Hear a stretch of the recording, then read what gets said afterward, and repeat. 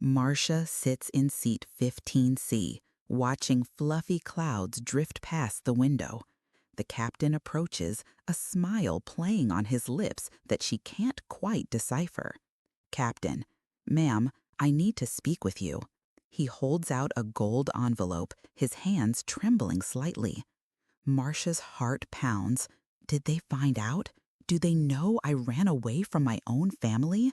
That I bought this ticket on a whim after being excluded from the dream vacation I'd planned for months? The envelope shakes in his hands as much as hers. Are you Marcia Santos, the volunteer from the Live On Foundation? Marcia swallows hard. How does he know? How does this man, at this moment, at 30,000 feet, know my name and my work? Marcia, whispering, yes. She senses something extraordinary is about to happen, unaware that this is the moment her life will change forever. But to understand how she got here, she needs to go back to the beginning of this story, 3 months earlier. XT, kitchen, day. It's a sunny December morning. Marcia is in the kitchen making breakfast, daydreaming about the family vacation they'll finally take. Her ex-husband, Mark, her 17-year-old son, Jake, and her 15-year-old daughter, Emily. For 2 years, she's been saving every penny, working overtime as a nurse at the public hospital, even saving the spare change from grocery shopping in a cookie tin hidden in the kitchen cupboard. This trip represents more than just a few weeks of rest. It's her chance to reconnect with her children, especially Jake, who, since turning 16, seems to live on another planet, glued to his phone, hanging out with friends, treating her like an intruder in his own home. For years, she was the ever-present mother. She was the one who woke up in the middle of the night when Jake had a fever, who stayed up late helping Emily with her math homework, who never missed a school meeting, a presentation, a soccer game. Even after the divorce, when Mark decided he needed to find himself and moved in with his girlfriend 20 years his junior, she kept the house running, the kids in school, life moving forward. She worked 12-hour days at the hospital, came home exhausted, but always found the energy to listen to their day, to cook everyone's favorite dish, to be the solid rock that supported their fractured little family. On weekends, when she wasn't on call, she volunteered at the Live On Foundation, an organization that cared for people with special needs. She started working there right after the divorce, needing to fill the void Mark had left. She discovered that caring for these people gave her purpose, a sense of usefulness that went beyond being just a mother and a nurse. She spent 4 years dedicating her free Saturdays and Sundays to bringing care, medical attention, and recreational activities to children and adults that society often forgot. It was quiet work, done out of love, without expecting recognition or gratitude. Her own children barely knew the extent of her involvement with the foundation. To them, she was always doing one of her volunteer things. The idea for the trip came on one of those difficult afternoons at the hospital when she lost an elderly patient who had no family to visit her. She went home that day with a heavy heart, looked at Jake and Emily, each isolated in their virtual world, and thought, when was the last time we really talked? When was the last time we laughed together, created a happy memory? That's when she decided they would take an unforgettable trip. It would be her gift to the 4 of them, a chance to rebuild the bonds that time and circumstances had frayed. For months, she researched destinations, compared prices, calculated costs. She chose a paradise island in the Caribbean, an all-inclusive resort where they could relax, talk, rediscover each other away from the distractions of routine. She showed the pictures to the kids, who feigned polite interest. She talked to Mark, who agreed to split the costs for the sake of the kids. She worked extra shifts, took holidays on call, canceled some small personal pleasures. Every sacrifice was an investment in that dream of bringing her family back together. 3 weeks before the trip, she started to notice something was wrong. Jake whispered on the phone, Emily avoided her gaze when she mentioned the preparations. Mark was more evasive than usual, dodging the conversation whenever she tried to finalize the details. In her naivete, she thought maybe they were planning a surprise for her. How wrong she was. The truth arrived on a Monday morning through a message on the family's WhatsApp group. She was having coffee, mentally planning what to pack, when her phone vibrated. It was Jake. "Guys, change of plans. The trip will be just the three of us. It'll be me, Emily, and Dad. Mom, you understand, right? We need some time alone, without having to worry about schedules and responsibilities. See you when we get back." She read the message 1, 2, 3 times. The words danced on the screen as if refusing to form meaningful sentences. Without having to worry about schedules and responsibilities, the words were knives cutting through everything she thought about her family. She was the responsibility they wanted to get rid of. She was the weight that was hindering their fun. Her first reaction was to call Mark. "What do you mean, Mark? This trip was my idea. I saved up for it. I planned everything." His voice on the other end of the line had that condescending tone she knew so well. "Marcia, you need to understand. The kids are growing up. They want to have their own experiences. You're too intense, always wanting to control everything, always worried about schedules, about food, about sunscreen. They just want to relax without having to worry about their worries." "My worries?" My voice trembled. "Mark, I'm their mom. It's natural for me to worry. It's natural that I want to take care of them." "That's exactly it, Marcia. You can't stop being a mom for even a second. Let them live a little. Let them have memories that aren't about you telling them to be careful." I hung up, his words echoing in my head. I went to the bedroom where I'd packed for the trip. Colorful dresses I'd bought especially for the occasion, the new bikini that the children I loved more than life itself were dismissing me as if I were a fired employee. That night, Jake came home and tried to talk. "Mom, don't be like this. It's just a trip. We'll do others." I looked at my son, the boy I'd taught to tie his shoes, whom I'd comforted through every nightmare, whom I'd applauded at every small achievement, and saw a stranger. "Jake," I said, trying to keep my voice steady, "do you guys think I'm a problem?" He looked away, fiddled with his hair, the same gesture he used to make when he was little and had broken something. "It's not that, Mom. It's just, you're too much of a mom, you know? Sometimes we just want to be free. Free of me, free of the woman who raised them, who loved them unconditionally, who built her whole life around them."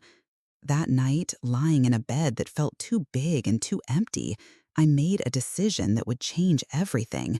If they wanted to be free of me, I would also learn to be free of them. The next day, while they were at school, I opened my laptop and searched for flights to the same destination on the same dates.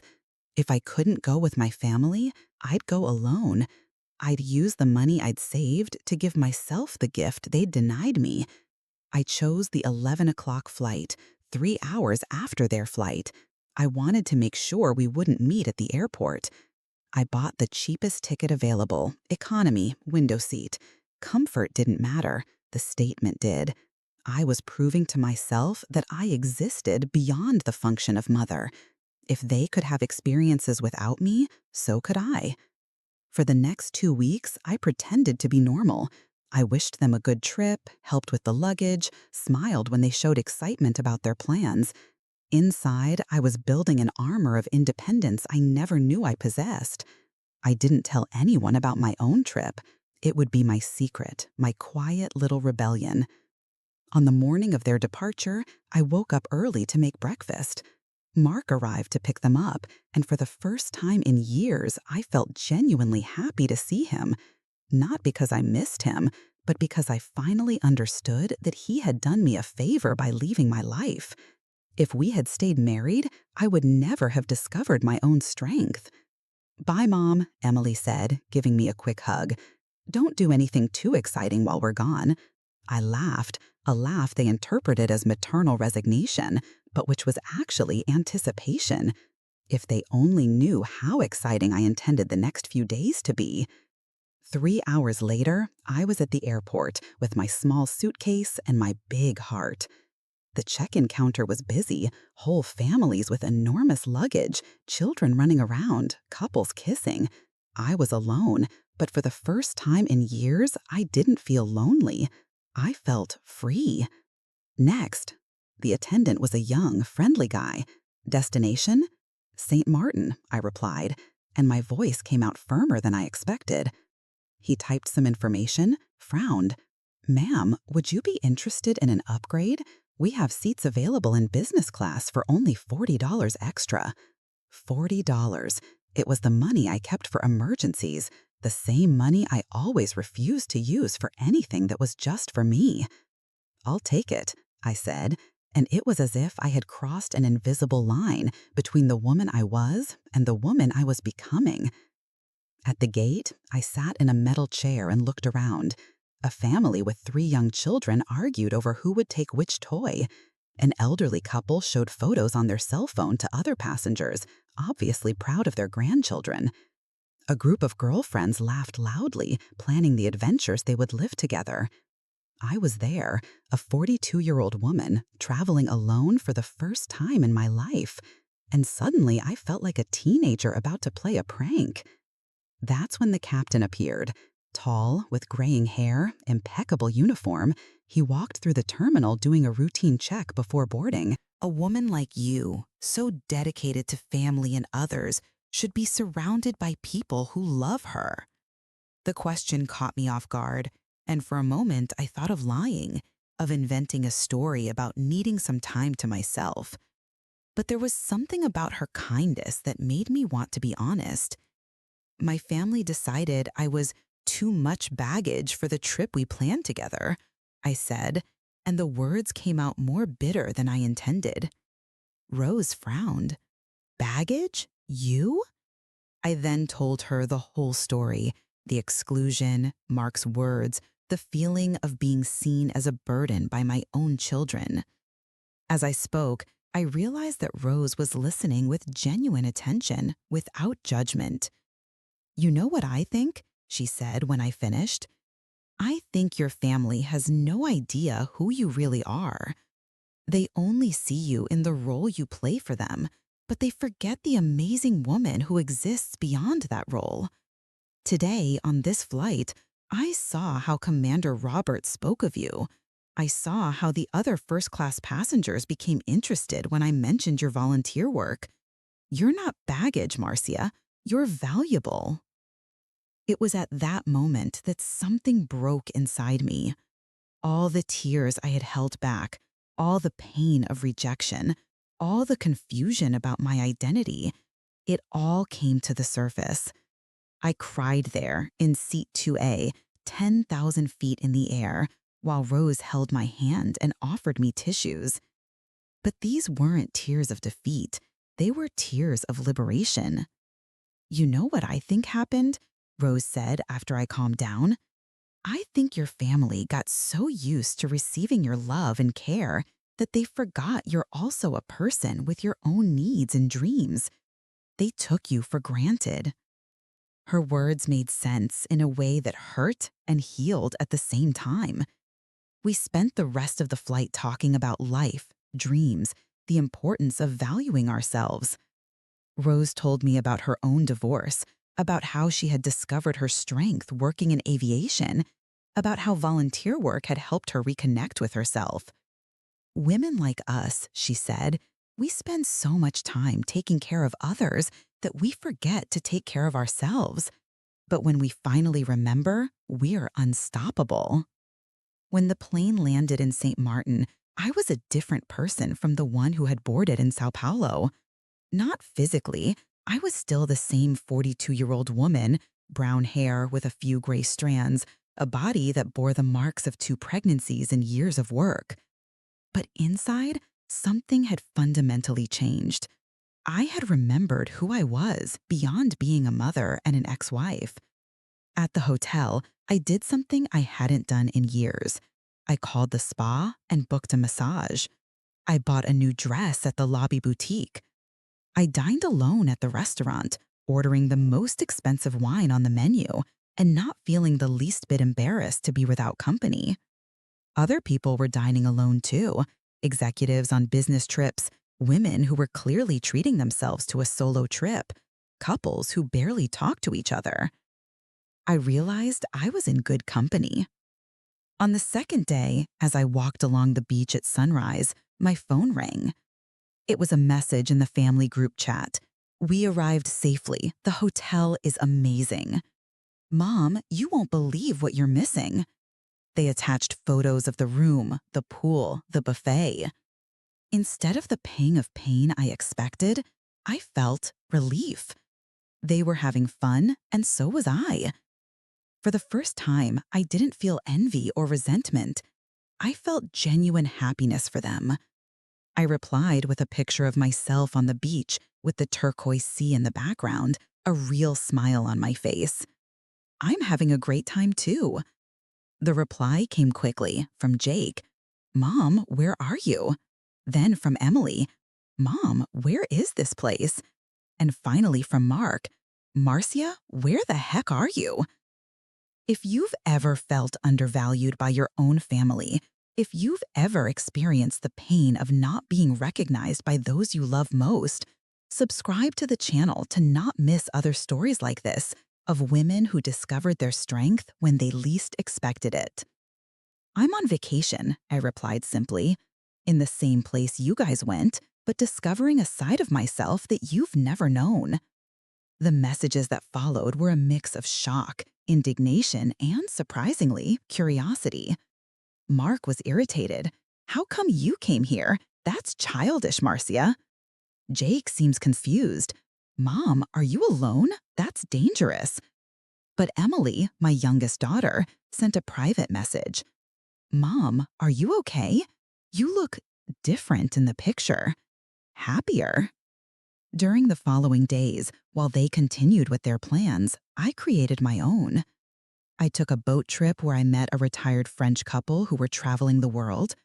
I participated in a Caribbean dance class where I laughed more than I had in months. I visited a local orphanage where I could apply my nursing skills helping underprivileged children, and discovered that my need to care for others hadn't disappeared. It had just found new channels. It was at this orphanage that I had a revelation. I was taking care of an 8-year-old girl who had hurt her knee when she looked at me with those big eyes and said in English, "You're an angel." It wasn't the first time a child had said something like that to me. I had heard similar phrases at the Live On Foundation. But this time, away from the familiar context where my care was seen as excessive, I realized that my caring nature wasn't a flaw. It was a gift. On the fourth day, the inevitable happened. I bumped into my family in the hotel lobby. They were coming back from the pool. I was going out for a walk. The ensuing silence was deafening. Jake looked at me as if he were seeing a ghost. Emily seemed impressed. Mark was visibly irritated. "Marcia," he said, in that controlled tone he used when he wanted to sound reasonable.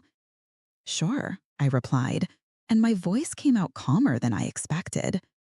We settled into a table overlooking the sea. Mark began.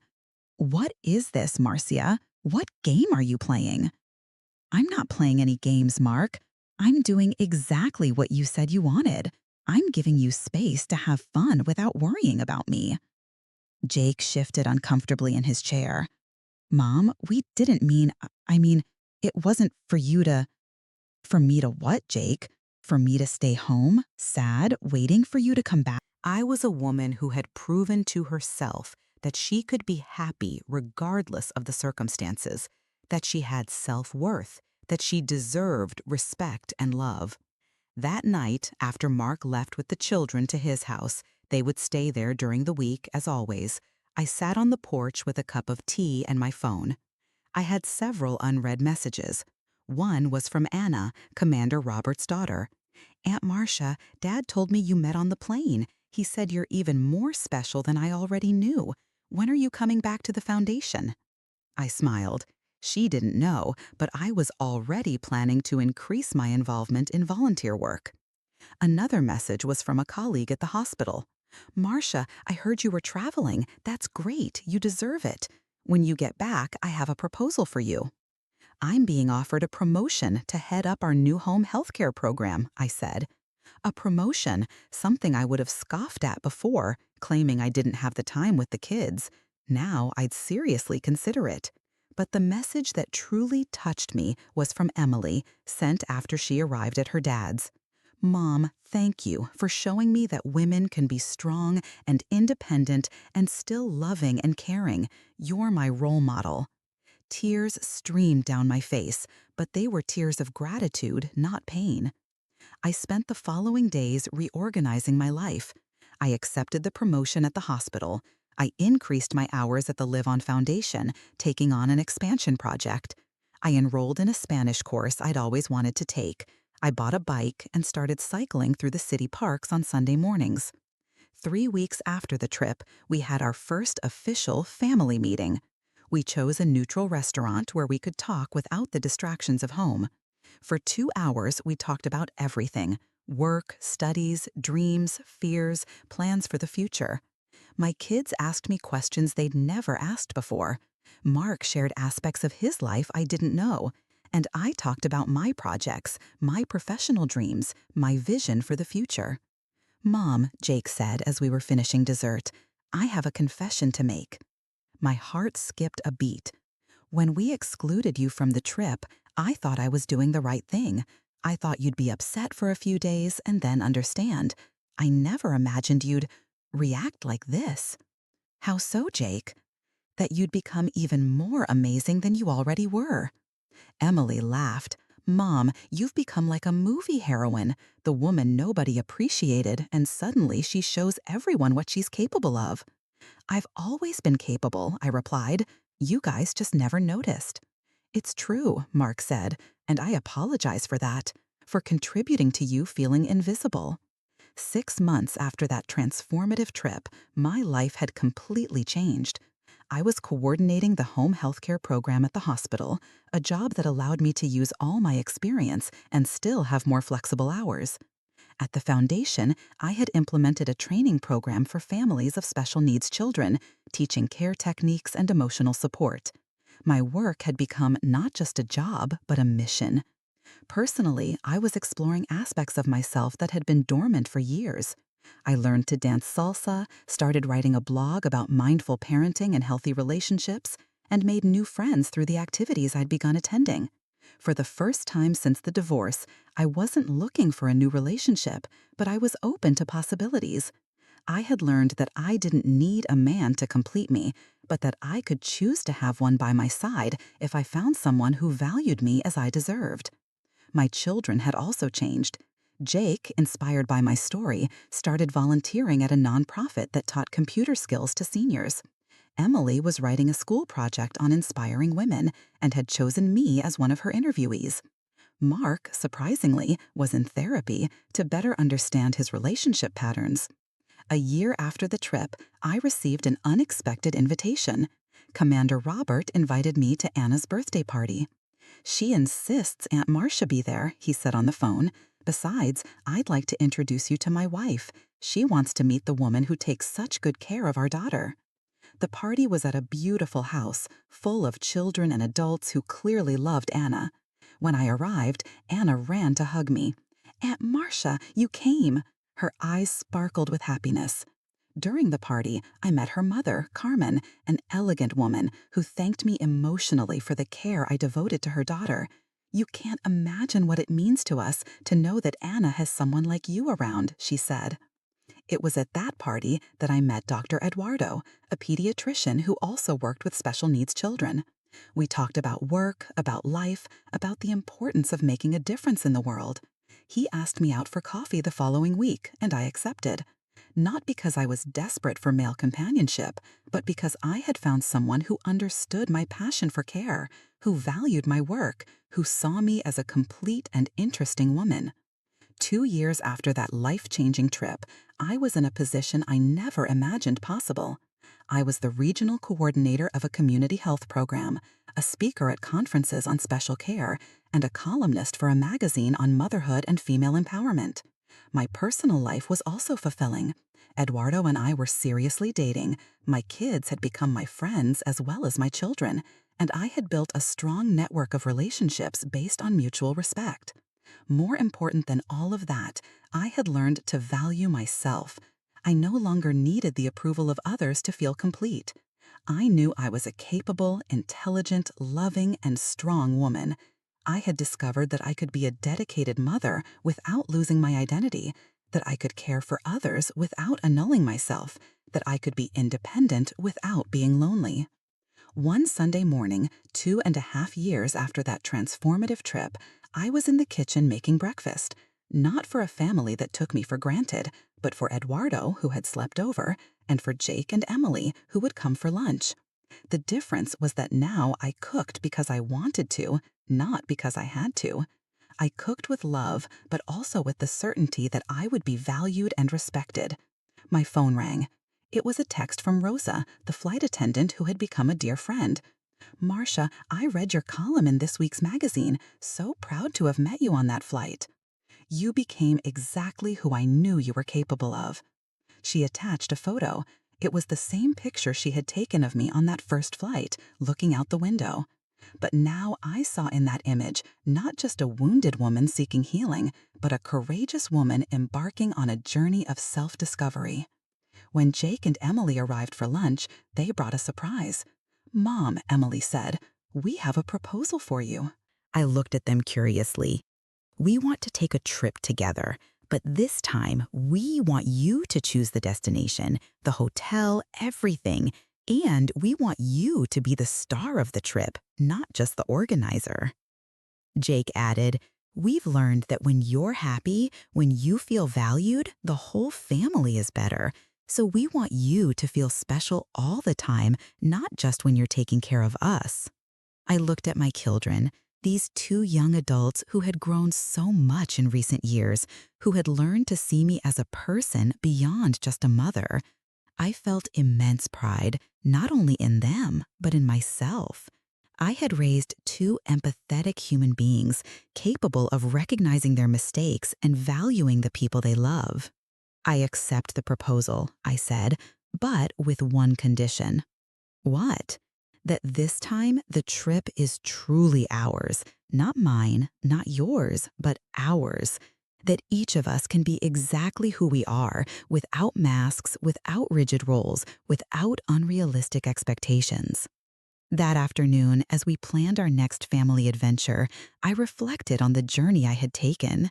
It had begun as a woman who defined herself only in relation to others, mother of Jake and Emily, ex-wife of Mark, hospital nurse.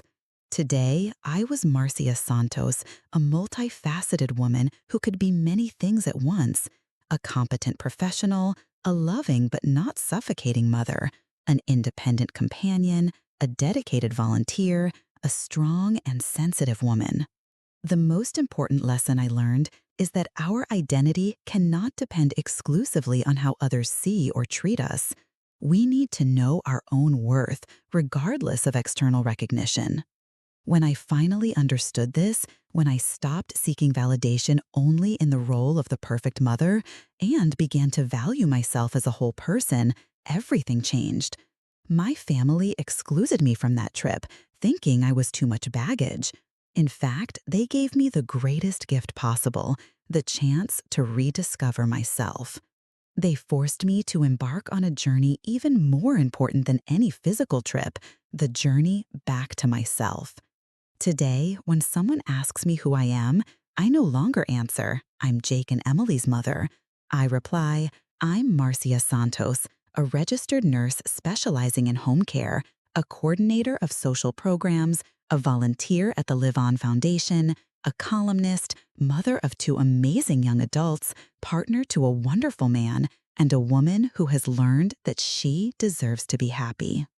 The true transformation didn't happen on that plane, nor on that paradise island. It happened the moment I decided I deserved more than scraps of recognition, that I was worth more than the limited role they had assigned me. It happened when I chose to embark not only on a physical journey, but on an emotional journey of self-discovery and empowerment. And the biggest irony of this whole story is that by stopping defining myself solely by my role as a mother, I became a better mother. By valuing myself as an independent woman, I became a more interesting partner. By demanding respect, I became more respectable. By choosing my own happiness, I became able to genuinely contribute to the happiness of others. Sometimes I still wonder what would have happened if I had simply accepted the exclusion, if I had stayed home lamenting my fate. Would I have continued to be the invisible mother, the woman everyone took for granted, the person who existed only for the sake of others? I would never have discovered my strength, my worth, my ability to be happy regardless of circumstances. Today, when I look at that photo on the plane, the woman looking out the window, embarking on a journey of self-discovery, I see not a victim, but a heroine. A woman who had the courage to transform rejection into opportunity, exclusion into liberation, pain into growth. And the message I leave for any woman who recognizes herself in this story is simple. You are more than the roles you play for others. You have inherent worth, regardless of who recognizes it or not. You deserve to be treated with respect and love. And if the people around you can't see that, maybe it's time to embark on your own journey of self-discovery. Because sometimes the best gift we can receive is being forced to remember who we truly are inside.